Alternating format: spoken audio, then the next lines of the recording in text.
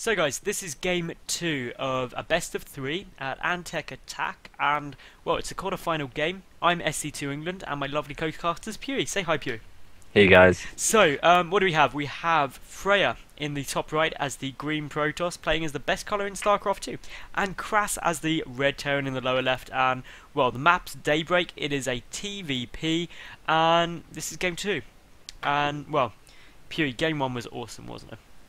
That was a really good game actually, and it was like, yeah, we've seen FRAER do that build before where he just straight up won, but we've seen from KrasS great response in my opinion. Lifting up his natural, bringing it into his main, building the bunker, and then playing very defensive from there. And It went on to a long game in the end. It was really it did. surprising. It did. But I mean, the important thing is we're in game 2. If FRAER wins this, we go into a third game. If not, KrasS advances to the semi-finals, and then he's just one step away from a portion of that €200 prize pool. Yep. Which is, of course, what's on everyone's mind. Oh, wait, we have a gas fist from KrasS, which indicates normally Cloak Banshee. Yep, it does. That is a very, very early gas. Which is a nice choice because remember, game 1, KrasS went for that command center first build. So that is probably what FRAER is going to be expecting as an economical opening, as a preference. But KrasS, he's like, no, I'm gonna go tech heavy and deal some harassment damage. And do you reckon that'll throw FRAER off you? I think so. It all depends on when he scouts. Like if he scouts late, like he normally does. Like I think last game he scouted with his Zealot Stalker, which is what a lot of high-end players do. And if he does that, he's not going to realize. He's not going to see the gas count because obviously he has to click on the gas to see how much has been mined to know that it's an early gas. And if you don't get an early gas for no reason, so I'm sure it's going to be a factory the second this barracks finishes. Well, he's got enough gas for it. He's still mining those three SCVs. One marine, the orbital, and there's the factory. So this is going to be very much a 1-1-1 type build. It is actually. And it could be a 1-1-1. Good point. Yeah. Well, there's a few variances. Like if we see second gas, then it's going to be a 1-1-1 or Cloak Banshee. But so far, it could just be Banshees off one gas, which is a little bit of a tighter build. But we do see a Nexus now down, so it's a one gate. It's one gate expand with a Zealot so far. There's the Stalker. There is a reactor coming down on the barracks, so we're probably not going to see Banshees, or at least that's That's strange. We're going to see Hellions.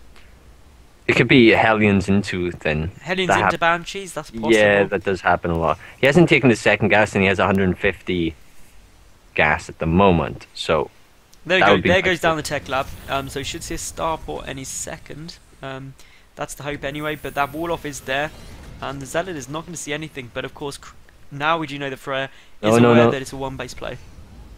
Yeah, well, FRAER actually saw the factory. Did he? He went up the ramp, and it's close enough to the ramp where he actually seen it. But he doesn't know what add-on is on it. And that is, of course, critical. Stim. We have Stim coming down, so it's going to be a Marauder.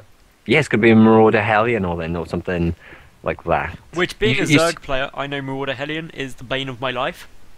But for Protoss, what's it like to deal with? Is it all depends if you scouted like if you lose a lot to the Hellions or something, that makes a big difference. But we actually see that his units blocking the ramp, so he doesn't get it. He goes after the Stalker. Sorry, the Sentry. One Hellion does go down already, but these two probes are going to die, which of course probably makes up for losing a Hellion. But the potency of an all-in is just how many units you get. There comes the starport though, so it is going to be an all-in. Yeah, it's an all-in of just everything. He's literally just going to try and get every all-in possible rolled into one big scary build. Command Center's just thrown down. This is just funky out of KrasS now. It's just a hyper-aggressive build. Yeah. For any of my frequent viewers or anything like that on my YouTube, or people who do check out my YouTube, you'll know I got told off an awful lot in an intro game I cast by a commenter for apparently saying a Terran player all-in with just making mass Marines. And then like took an expansion and then did a 2-base all-in when he went for like something ridiculous like 7 barracks. Apparently that's not an all-in. If they expand, it is technically hyper-aggression. Who told you that? One of my commenters. Ah, what an Apparently, idiot. it's not an all-in, it's hyper-aggression. If they can expand behind it, it's hyper-aggression. So I guess a 6-ball can be hyper-aggression. Everything. Yeah. Which is a bit strange. I consider anything an all-in where you're really sacrificing your economy or your tech. Yeah, that's pretty much it. What it is like. It's And this is going to be interesting. He's actually going to count.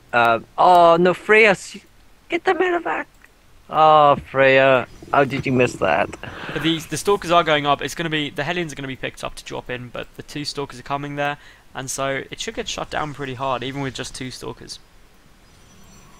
He should have enough response time. I doubt KrasS will actually drop any units. No, he'll probably see it and just pull straight out, but it means it's not going to come in. But those stalkers aren't in the right spot, and Freya isn't moving the stalkers. Okay, now he is, kind of but notices, and he has 4 of them now, so that's a lot more damage being done. He brings off probes just to do some more damage, but he doesn't move his entire probe line, and now he does. But he still took a few losses A there. couple of probes are going to go down, but nowhere near enough to justify this. But they are all lined up, and if one more hit goes off, it's going to get cleaned up. That was nearly very, very nasty for Freya there. And he actually killed the medevac there, so I feel like that was a much better trade for Freya there, I because do. he lost, I think, a maximum 7. Well, if we Maybe take a a look at couple the less. resources lost, I can accurately tell you it's exactly equal so far this game. But we do now have a Marauder Marine push coming across, but this is a lot of units coming over for Freya. And oh my god, the medevac gets lifted. Stim is done though. Obviously Stim units, wreck gateway units, but lovely force fields there. But Freya has a much better, bigger force, and his economy isn't that much better. Actually, it's a little worse with the mills. But he's going to be able to actually put on a lot of pressure on, because he still has 4 sentries and 7 things. So if he has nice force fields, he can do some good damage. But 1 bunker was cancelled. There's still a bunker on the low ground, which will help massively. Yeah. Okay, he's going to go home now with it. No, he's putting a pylon. He's going to reinforce. He's going to keep on the pressure, and well, a lot of SCVs have been pulled just to soak up damage. The bunker's there, which helps. But still, the stims are going to have to be good. The bunker repair is going to have to be good. And ultimately, KrasS just needs to not take too much damage. Yes. Freya's trying to like bait these units in front of the force field so he can force field behind them, get like an extra kill. Yeah. But he's got to be careful. He doesn't want to bait too hard or he'll lose units.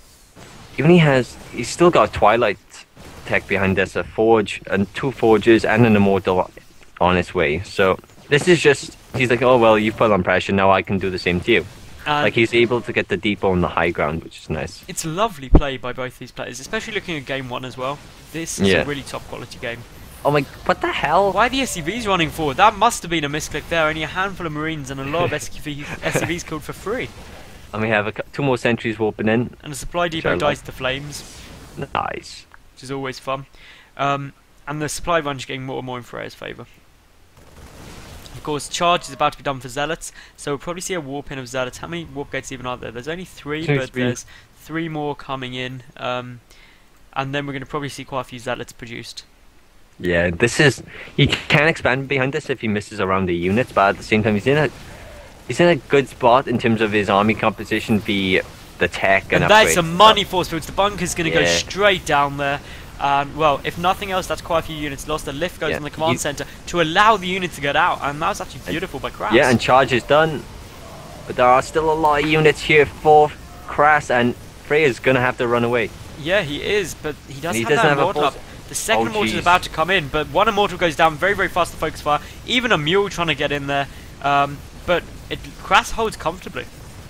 Yeah, there's a very fine line there, and he ran out of force fields, which was the biggest thing. Yeah.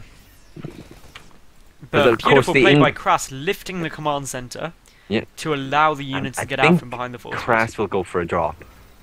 Or do you reckon? I reckon he's just going to go. Yeah, there was a point where he's like at the top of that base where it would have been faster to pick up and drop into the main. The key thing is there's only 1 sentry on the field at the moment for Freya. Which means the force field's going to have to be well on the money. It wasn't there quite in time. And well, all those Zealots are getting cleaned up. We've got a lot of units being picked up and dropped back down. That's a nice move. And there's a tiny gap in that force field. So all those infantry do get through here. Oh, this is so close. The thing is that FRAER has the better income, so KrasS kind of has to put the damage on now, and we have a lot of gateways and warpins being made.